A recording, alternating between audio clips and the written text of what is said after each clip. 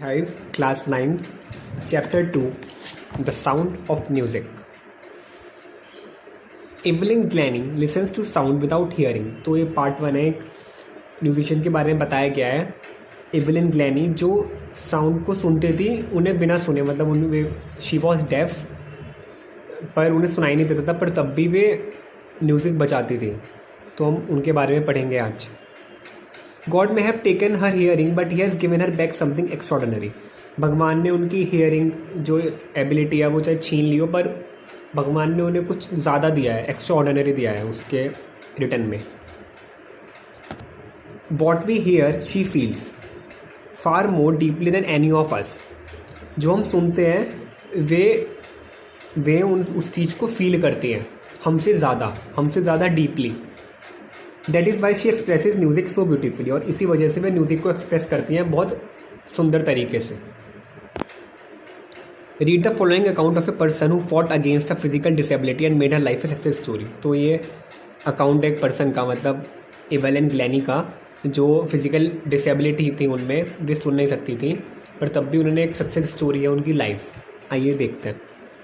Rush hour crowds jostle for position on the underground train platform. मतलब rush hour था crowds का, बहुत ही एक दूसरे को पुश कर रहे थे. एक ट्रेन प्लेटफॉर्म का इंसिडेंट यहाँ पे बताया गया है उनके पास्ट का. ठीक है. A slight girl looking younger than her 17 years was nervous yet excited as she felt the vibrations of the approaching train. तो स्मॉल एंड थिन, स्लाइट मतलब लड़की, वो यंग दिखती थी अपनी एज से. देन हर 17 years, मतलब उनकी एज 17 थी, पर उससे भी वो बहुत यंग दिखती थी. वो बहुत नर्वस थी और एक्साइटेड भी थी क्योंकि उन्हें ट्रेन के वाइब्रेशंस, अप्रोचिंग ट्रेन के वाइब्रेशंस फील हुए. It was her first day at the prestigious Royal Academy of Music in London and daunting enough for any teenager fresh from a Scottish farm. तो वो उनका पहला दिन था prestigious Royal Academy of Music London में. वो बहुत frightened थी, घबराई हुई थी, और कोई भी टीनेजर होगा, वो एक स्कॉटिश फार्म से थी. But this aspiring musician faced a bigger challenge and most. She was profoundly deaf. Aspiring musician मतलब जो म्यूजिशियन बनना चाहता है, तो उसका बिगेस्ट चैलेंज क्या था? एक बहुत बड़ा चैलेंज था क्योंकि वे डीफ थी, मतलब वे सुन नहीं सकती थी. Profoundly very deaf. Evelyn Glennie loss of hearing had been gradual. Her mother remembers noticing something was wrong when the 8-year-old Eleven was waiting to play the piano. जो उनकी मदर थी उन्होंने नोटिस करा था जब वे 8 साल की थी, जब वो वेट कर रही थी पियानो बजाने के लिए. They called her name and she didn't move. I suddenly realized she had not heard. तो उन्होंने उनका नाम पुकारा, मतलब बोला, पर वे नहीं आई, वे हिली भी नहीं. तो उन्हें लगा कि वो कि एवलिन ने सुना नहीं होगा. सेज इज़ाबेल ग्लैनी, ये उनकी मदर है. For a quite a while Evelyn manage to conceal her growing deafness from friends and teachers. और मतलब वो मैनेज कर लेती थी, उनकी ग्रोइंग डेफनेस बढ़ती जा रही थी वो अपनी फ्रेंड्स और टीचर्स से. But by the time she was 11 her marks had deteriorated and her headmistress urged her parents to take her. तो जब वे 11 साल की हुई तो उनके जो मार्क्स थे वो बहुत ही गंदे, बहुत ही बुरे आने लगे उनके मार्क्स हर सब्जेक्ट में. तो जो उनकी हेड मिस्ट्रेस, प्रिंसिपल, उन्होंने उनके पेरेंट्स को कहा कि आप इसे एक स्पेशलिस्ट को दिखा लीजिए. Urge to a specialist. It was then discovered that her hearing was severely impaired as a result of gradual nerve damage. तो फिर पता लगा कि जो उनकी hearing है वो बहुत ही वीक है क्योंकि नर्व डैमेज थी. They were advised that she should be fitted with hearing aids and sent to a school for the day. तो एडवाइस दी गई उन्हें कि कुछ hearing aids उन्हें दी जाए, मतलब कानों में कुछ लगाते हैं ना, ईयरफोन टाइप, जिससे hearing थोड़ी अच्छी हो जाए, और उन्हें स्कूल फॉर द डेफ में भेज दिया जाए जो उन लोगों और बच्चों के लिए होता है.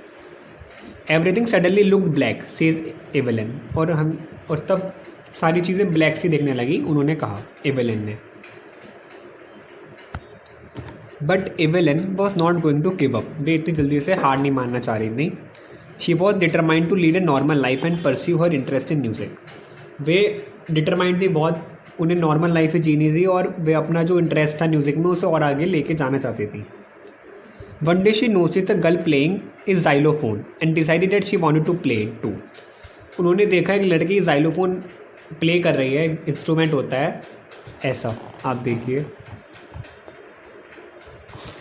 दिस टाइप का, a musical instrument with a row of wooden bars of different lengths।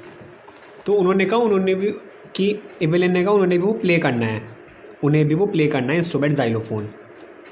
Most of the teacher discouraged her, but बहुत सारे टीचर्स ने उन्हें डिस्करेज कहा कि नहीं आप नहीं कर सकते her, but percussionist Ron Forbes spotted her potential, उन्होंने उनका पोटेंशियल देखा, मतलब एबिलिटी देखी कुछ करने की जो डेवलप हो रही थी, उन्होंने उत्साह देखा उनमें कि वे कितना करना चाहते हैं। He began by tuning 2 large drums to different notes.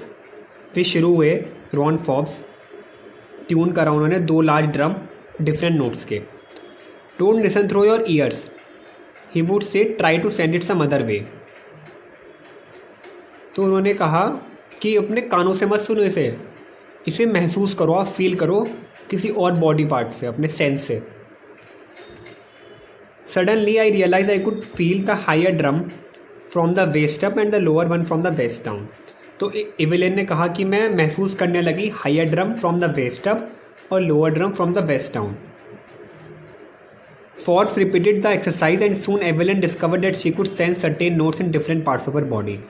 Forbes ये रिपीट करते गए एक्सरसाइज और एवेलिन ने जाना कि वे सारे नोट्स महसूस कर पा रही है अपने different parts of the body से। I had learn to open my mind and body to sounds and vibrations, the rest was she determination and hard work. तो उन्होंने कहा एवेलिन ने कि मैं सीख रही हूँ, मैंने सीख लिया to open my mind and body to sounds and vibration. उनकी माइंड और बॉडी साइंस एंड वाइब्रेशन से मतलब पूरी ओपन हो गई, और जो रेस्ट था बाकी था उनकी वो शी डिटर्मिनेशन और हार्ड वर्क, कि उन्हें और हार्ड वर्क करना और उनकी determination. She never look back from the point onwards, और उन्होंने कभी पीछे मुड़ के नहीं देखा। She tour the United Kingdom with the youth orchestra and by the time she was 16 she had decided to make musical life. तो उन्होंने पूरे यूनाइटेड किंगडम का टूर करा with the youth orchestra. Orchestra क्या होता है? ग्रुप ऑफ इंस्ट्रूमेंटलिस्ट होता है जो अलग अलग टाइप के इंस्ट्रूमेंट्स बजाते हैं। And by the time she was 16 she had decided to make musical life, और जब वे 16 की उन्होंने डिसाइड कर लिया कि उन्हें म्यूजिक की अपनी लाइफ बनानी है। She audition for the royal Academy of music and scored one of the highest marks in the history of the academy. उन्होंने ऑडिशन दिया, ऑडिशन होता है ना, शॉर्ट परफॉर्मेंस देते हैं आप जजेस के सामने, तो उन्होंने ऑडिशन दिया और audition for the royal Academy of music, और उन्होंने स्कोर करा highest marks in the history of the academy. उनसे ज़्यादा मार्क्स किसी ने स्कोर ही नहीं करे उससे पहले। She gradually move from one orchestral work to solo performances. At the end of her 3-year course she had captured most of the top awards. तो पहले वो ऑर्केस्ट्रा एक ग्रुप में प्ले करती थी, फिर वे सोलो करने लगी, अकेले परफॉर्मेंस देने लगी, और अपने 3 year के कोर्स में उन्होंने बहुत सारे अवार्ड्स जीते, बड़े बड़े टॉप लेवल के। And for all this, Evelyn will not expect any hint of heroic achievement. If you work hard and know where you are going, you will get there. तो और उस सब के बाद एवेलिन ने एक्सेप्ट नहीं करा कोई वो हीरोइक अचीवमेंट है। उन्होंने कहा अगर आप हार्ड वर्क करोगे तो आप पा लोगे जो आप पाना चाहते हो, और आपको जब पता है वे आर यू, और आपको पता होना चाहिए आप क्या करना चाहते हो, कहाँ जाना चाहते हो, तो आप उसे पा लोगे, आप वहाँ चले जाओगे। And she got right to the top. The world most sought after multi-percussionist with the mastery of some 1000 instruments and hectic environment schedule. तो वे टॉप पे हो गई, उनका शेड्यूल बहुत हेक्टिक, बहुत बिजी रहने लगा। It is intriguing to watch Evelyn function so effortlessly without hearing. और वो बहुत ही इंटरेस्टिंग और क्यूरियस था एवेलिन को देखते हुए कि वे जो म्यूजिक इंस्ट्रूमेंट बजा रही हैं बिना सुने। In our 2-hour discussion she never missed a word. और हमारे 2 घंटे के डिस्कशन में उन्होंने कोई भी वर्ड मिस नहीं करा। मैन विद बशी beards give me trouble she laughed. उन्होंने कहा जो जिनकी बुशी टाइप दाढ़ी होती हैं वे उन्हें थोड़े ट्रबल करते हैं, वे हंसी। It is not just watching the lips, it is the whole face, especially the eyes. तो वे इंटरव्यू में उन्होंने ये सब चीज़ें बोली। शी स्पीक्स फ्लोलेसली, फ्लोलेसली मतलब विदाउट अ मिस्टेक और फॉल्ट, ये रहा meaning. With a Scottish lilt, मतलब ये स्कॉटिश फार्म की थी ना, तो थोड़ा स्कॉटिश झलक थी उनकी उसमें। Lilt a way of speaking, my speech is clear because I could hear till I was 11। उन्होंने कहा मेरी स्पीच क्लियर है क्योंकि वे सुन सकती थी जब तक वे 11 की थी। थोड़ा बहुत फ्रेंड्स और टीचर्स की मदद से वे, पर 11 के बाद उनकी कंडीशन बुरी हुई जब वे डॉक्टर के गई थी। But that doesn't explain how she manage to learn French and master basic language. पर ये चीज़ एक्सप्लेन नहीं करती कि उन्होंने कैसे मैनेज करा फ्रेंच और मास्टर बेसिक लैंग्वेज करना। मतलब फ्रेंच सीखी उन्होंने, मैनेज करा, और मास्टर करी उन्होंने बेसिक जैपनीज़ में। As for music she explains, it pours in through every part of my body, it tingles in the skin, my cheek bones and even in my hair.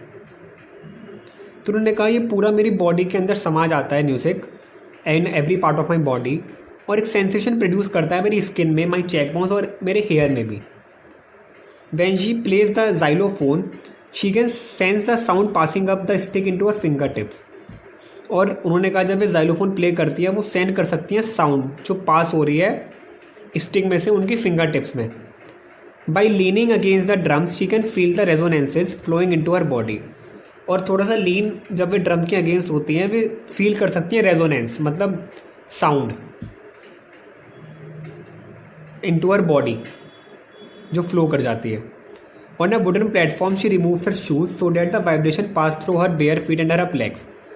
Wooden platform में वे अपने shoes निकाल देती हैं जैसे कि vibration pass कर सकें उनकी बेयर फीट में से उनके लेग्स तक।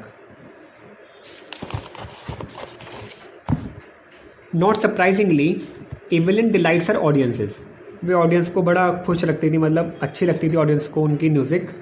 इन 1991 she was presented with the Royal Philharmonic Society's prestigious soloist of the year award. तो उन्होंने अवार्ड मिला 1991 में soloist of the year award, मतलब सोलोइस्ट वो जो अकेला परफॉर्म करता है। Says master percussionist James Blades, God may have taken her hearing, but he has given her back something extraordinary. What we hear, she feels far more deeply than any of us. That is why she expresses music so beautifully.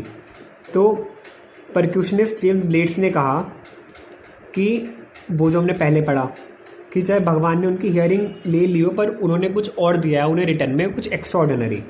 हम music सिर्फ सुनते हैं पर वे feel करती हैं हमसे ज़्यादा deeply, और इसी वजह से वे अच्छा एक्सप्रेस कर पाती है।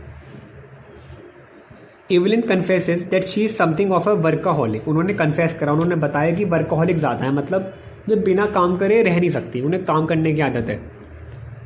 I have just got to work, often harder than classical musicians, but the rewards are enormous.